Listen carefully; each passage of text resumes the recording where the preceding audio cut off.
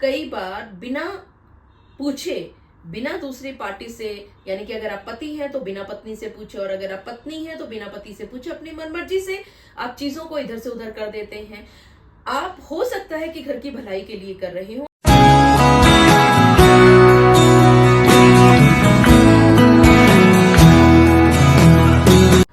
जब पति और पत्नी के संबंध अच्छे चल रहे होते हैं, उनके बीच में किसी तरह का मनमुटाव नहीं होता है, सिर्फ प्रेम और प्यार होता है, तो उस समय पर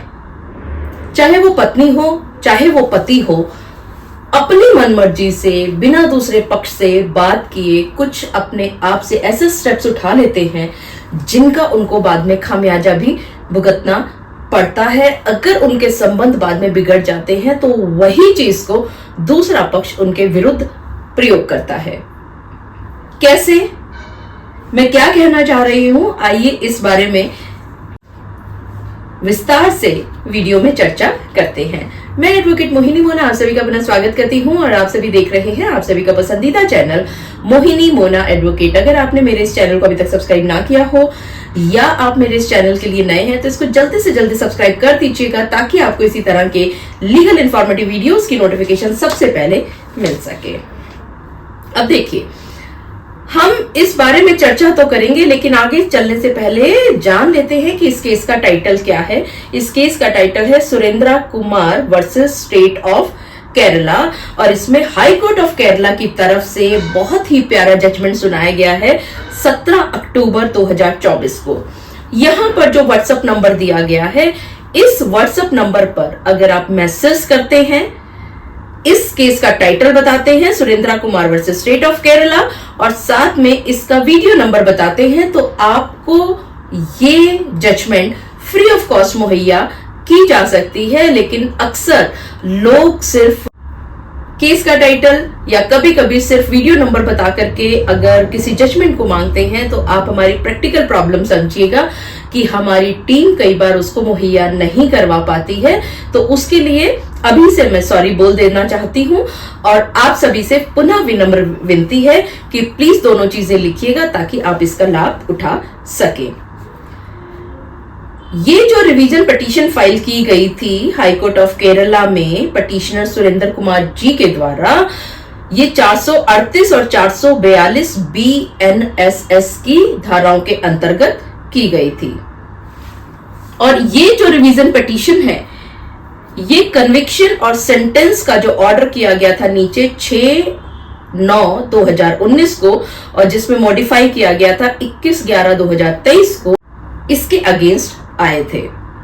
उससे भी पहले हम समझ लेते हैं कि ये जो पति और पत्नी का एक केस था, इस पति और पत्नी का जो शादी हुई है वो होती है 18/12/2009 को, और कुछ सामान इनकी माताजी यानी कि जो पत्नी है, इनकी माताजी की तरफ से इस पत्नी को दिया जाता है, यानी कि अपनी बेटी को ये देती है कुछ ऑर्नामेंट्स, और वो ऑर्नामेंट्स शादी के बाद ये जो पति है इसको देती है ये पत्नी, और ये कहती हैं कि ये जो ऑर्नामेंट्स है ये मेरी माताजी ने मुझे गिफ्ट दिए थे, ये मेरा स्त्री धन है,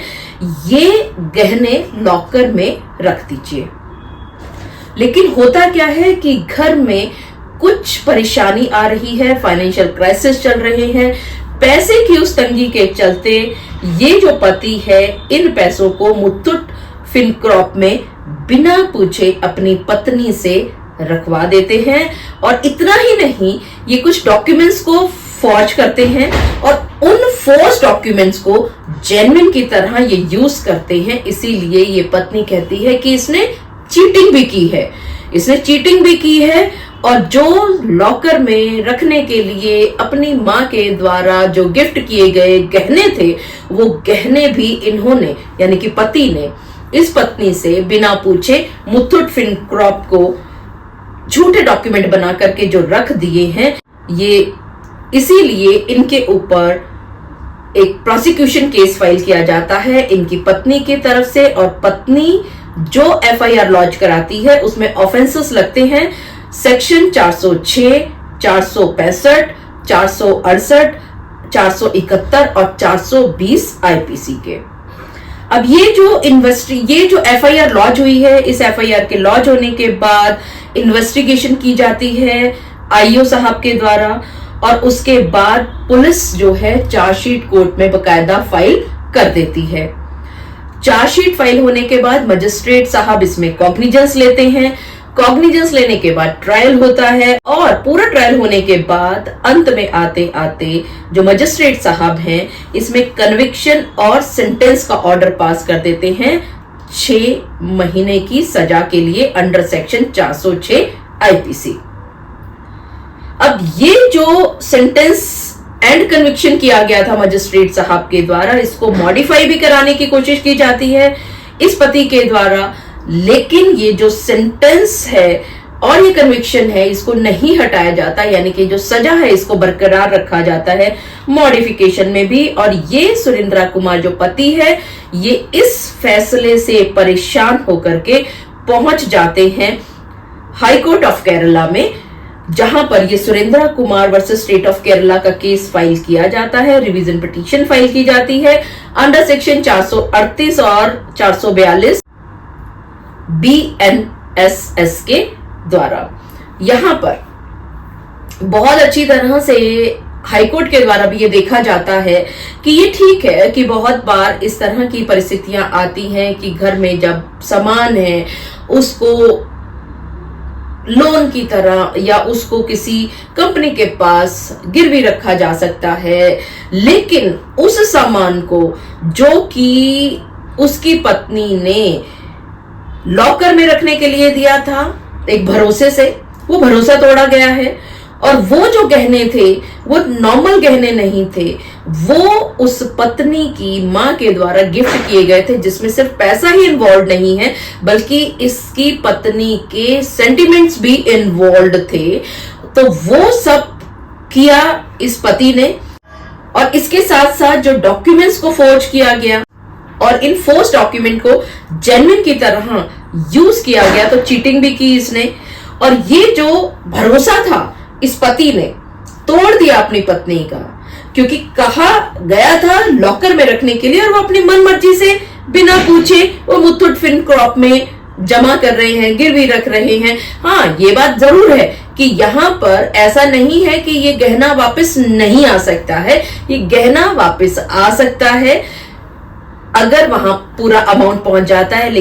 लेकिन उसके बावजूद भी जो इन्होंने ये चीटिंग की है और जो अमानत में खयानत कर दी है कि अपनी मनमर्जी से उन्होंने जाकर के एक कंपनी के पास गिरवी रख दी है, और वहीं पर वो जो पत्नी है कहां वो कितने विश्वास से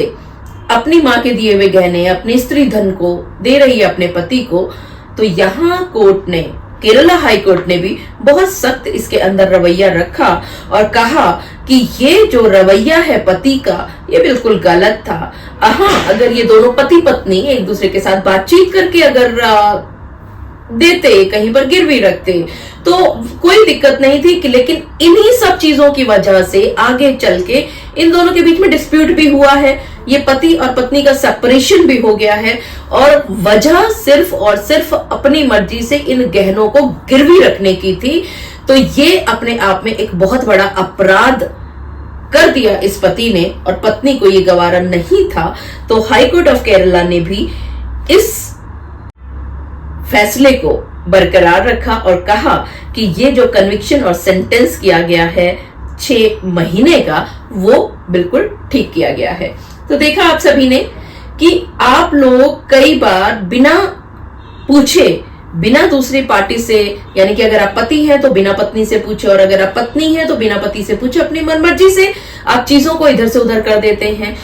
आप हो सकता है कि घर की भलाई के लिए कर रहे हो, लेकिन बिना बताए, बिना पूछे, छुपा करके, इवन डॉक्यूमेंट्स को फॉर्ज करके आप अगर ऐसा करते हो और आप दोनों के बीच में कभी भी किसी भी समय पर जाकर के अगर कलह हो जाती है, तो यकीन मानिएगा वही आपकी की हुई गलती, वही आपकी की हुई चोरी आपके जी का जंजाल बन जाएगी। मुझे पूरा विश्वास है कि आप सभी को मेरा आज का वीडियो भी बहुत अच्छा लगा होगा। अगर आपको मेरा आज का वीडियो भी अच्छा लगा तो इसको लाइक, शेयर और कमेंट करना ना भूलिएगा। और हाँ, अगर आप मेरे इस चैनल के लिए नए हैं तो इसको जल्दी से जल्दी सब्सक्राइब कर दीजिएगा, ताकि आपको इसी तरह के लीगल इन्फॉर्मेटिव वीडियोस की नोटिफिकेशन सबसे पहले मिल सके। अपना और अपने परिवार का बहुत अच्छी तरह से ध्यान रखिएगा। Thank you, take care,